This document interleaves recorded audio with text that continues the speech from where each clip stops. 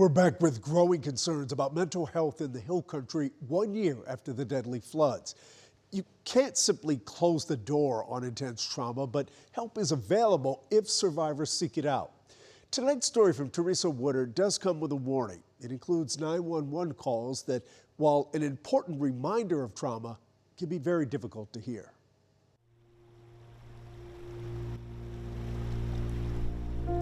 Kerr County 911, what is the location of your emergency? The river rose. We are on the roof, and the water is almost to the roof line. And so did the fear. And do you need police, fire, or EMS? I need everything, sir. Patience ran thin. Okay, we need, now, do we have an ETA? I do not have an ETA. And then time ran out. Where are they? We were told 20 minutes ago before we escaped the house they were headed this way. A year later, scars exist. Some seen, some hidden. Recovery isn't linear. Some people might have really good days and really good weeks, but then really bad days and really bad weeks. Jennifer Erasmi from the Dallas-based Meadows Mental Health Policy Institute embedded in Kerr County 2 months after the flood. She and her team interviewed hundreds of survivors, first responders, and clergy members to assess current mental health conditions and predict future needs, which are vast.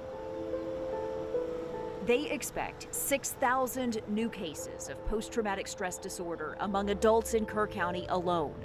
But this took a toll on all of Texas, and they predict an 8% increase in PTSD statewide. The good news is that PTSD is incredibly treatable. Prior natural disasters taught researchers there's typically a peak in grief, depression, and anxiety 6 months to a year after an event, and symptoms remain for 1 to 2 years. So right now is a delicate time, and it won't end soon. While there were resources in the Hill Country before this, there weren't enough then, so there's certainly not enough to meet the increased need.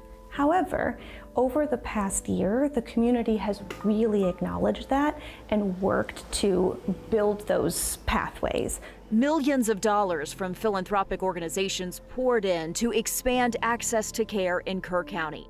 I worry about them for this weekend, but I think that nobody is more resilient and better at taking care of their neighbors than Kerr County.